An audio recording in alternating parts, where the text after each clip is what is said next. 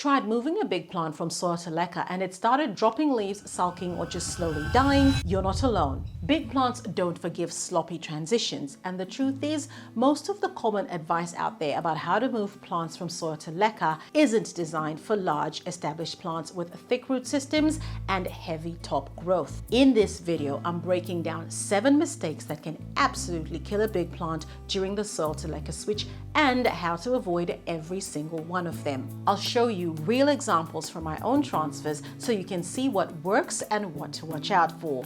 Let's get into it. Nothing ruins a leca transition faster than leftover soil, especially with big plants where the root ball is dense and tangled. Leaving clumps of soil behind might not seem like a big deal, but in a closed system with constant moisture, it breaks down fast and starts creating problems. I always remove as much soil or organic matter as I can before putting the plant into the long method, and I mean really remove it. You saw me with that massive Fiddle Leaf Fig, dragging it outside and blasting the root ball with my hose. I used the jet setting for a bit more pressure. It's aggressive, but still controlled enough not to damage the roots. Some people prefer to soak the plant first in a bucket of water for a few hours to loosen the soil, and that works really well too, especially if the plant has delicate roots. But I don't always have the time to wait, so the hose method is faster for me and still gets the job done. I did the same thing with the ZZ plant and the philodendron Birkin. I rinsed the plant thoroughly and checked everything. If there's one step to go overboard on, it's this one. You don't need perfection. It doesn't have to be clinically clean, but you do need to get most of that organic matter off, or it's going to turn into a problem later. Mistake 2, skipping the root trim. After spending all that time washing off the soil, it can feel a little bit wrong to go straight in with scissors, but skipping this step can seriously mess up your leca transfer. Big plants often come with big root systems, and in most cases, that root mass is way more than the plant actually needs, especially now that it's about to start growing a completely new set of roots for a semi-hydro environment. If you move it all into leca without trimming, you're bringing in a load of roots that the plant isn't going to keep, and when those roots start to break down, you'll have rot, bad smells, and possibly a fungal mass in your reservoir. With the Birkin, I trimmed off any roots that looked weak, damaged, or just suspicious. You're not cutting to punish the plant, you're helping it to reset. Same with the Fiddle Leaf Fig. Before it went into leca, I gave the roots a final rinse and removed any roots that didn't feel solid or healthy. You don't need to overdo it, but if a root feels mushy, smells off, or just doesn't look like it's going to bounce back, take it off now. Your plant will adjust faster with a smaller, a healthier root base. Mistake 3, potting into leca before the roots can function there. One of the biggest mistakes I see is potting a plant into leca when the roots aren't ready for it. Even if they look clean and healthy, those roots are still soil roots, a term that I absolutely hate. They're not designed to absorb moisture and nutrients the way leca delivers them. So if you pot the plant up too early, those roots begin to fail, while the new hydro adapted roots haven't arrived yet to take over. That's when the plant starts to struggle. It can't hydrate or feed itself properly, and before long, you're dealing with leaf loss, drooping, or a plant that just stalls out completely dead. This is exactly why my philodendron Birkin stayed in the solution first. I needed those new roots to form before putting anything in leca. And with my Fiddle Leaf Fig, I waited until I saw actual root growth that is designed for that setup before I moved the plant to leca. The ZZ plant didn't go into a full reservoir or the long method like the other two. I used a shallow saucer with leca so that the roots could grow down into the nutrient solution, and they adapted on their own schedule. Mistake number 4 is rushing the long method before the plant is ready. Even if you're using the long method, rushing it defeats the whole purpose,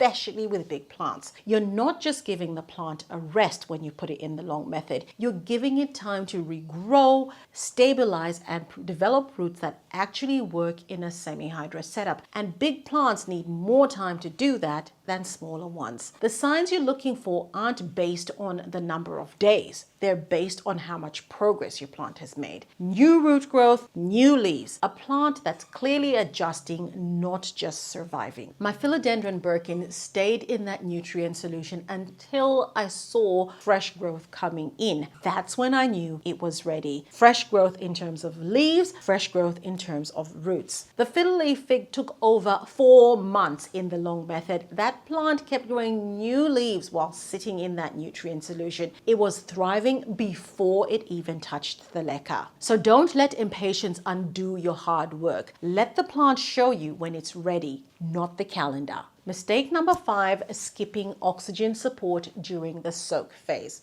or the long method. This one catches people off guard, especially if the plant looks fine at first. But when you've got a big root system sitting in still water for weeks, oxygen, or lack of it, becomes a real issue. Roots need oxygen to stay healthy, and in a closed container, especially without circulation, the oxygen in that water gets used up fast. Once it's gone, the roots can't breathe. They start to break down, and before you know it, you're dealing with mushy roots and a slimy mess at the bottom of your bucket. For the Fiddle Leaf Fig, I dropped in an air stone from day one. It bubbled away for 4 months, 24/7, and it kept that root zone well oxygenated while the new roots were growing. But even with an air stone, you still need to think about freshness. Over time, the nutrient levels drop and the solution becomes a little bit stagnant. If possible, you want to completely refresh the nutrient solution every couple of weeks, both for the oxygen and to keep the nutrient levels stable. With smaller plants, it's easy to lift them out and replace the solution. But with something as massive as a Fiddle Leaf Fig, that just wasn't practical. So instead, I just topped it up with fresh nutrient solution regularly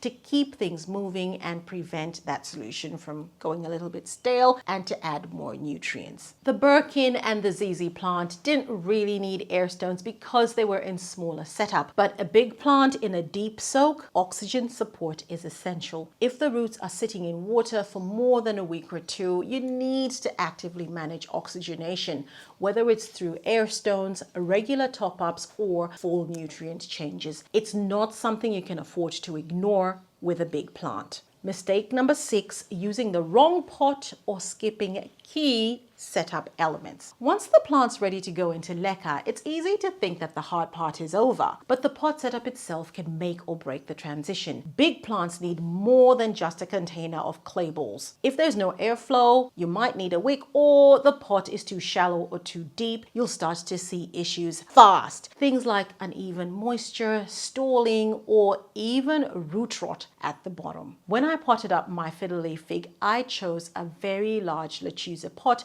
and made it even better. I drilled extra holes into the inner pot for ventilation, and I added microfiber wicks to pull the nutrient solution up to the root zone. With the ZZ plant, I used a regular 20 centimeter nursery pot and paired it with a shallow saucer. That gave me full control over how much nutrient solution the plant was accessing and made sure that the roots didn't sit submerged for too long. The philodendron Birkin went into a simple setup, but I still made sure that the Leca was pre-soaked and that reservoir wasn't overfilled. So whether you're working with a self-watering pot, a basic nursery pot, or something DIY, the principles are the same. Add airflow wherever possible. Use a wick if there's a great distance between the Leca and the solution. Avoid water sitting too high in the pot. Leca works because of how it handles moisture and air, but only if you give it the right structure to do that. Mistake number 7, ignoring the environment after the transfer.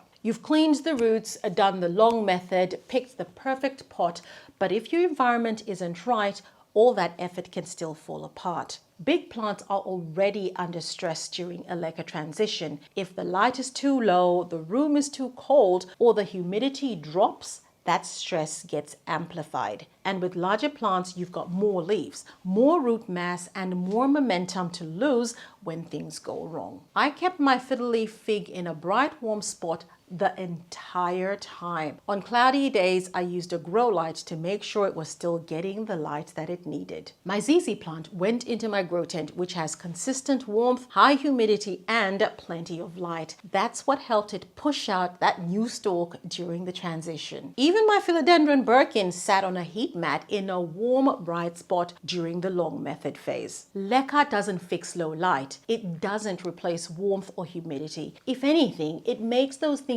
more important during the transition. You don't need a fancy setup, but you do need to give the plant a fighting chance, especially when it's already working hard to adapt. Here's a quick recap of all the 7 mistakes so you've got them in one place. 1. Not removing all the soil from the roots. 2. Skipping the root trim. 3. Potting into leca before the roots can function there. 4. Rushing the long method before the plant is ready. 5. Skipping oxygen support during the soak phase. 6. Using the wrong pot or skipping key setup elements. And 7. Ignoring the environment after the transfer. If you're about to transition a big plant into leca, keep these points in mind. Most failures happen not because leca doesn't work, but because one of these steps got skipped, rushed, or done without the right support. If you want to see how all of this comes together in real life, go and watch my Fiddle Leaf Fig soil to leca transition video. I show every step of the process, from root washing, the long method setup to potting it up, and doing all of this, keeping every single leaf off that plant. I'll see you there.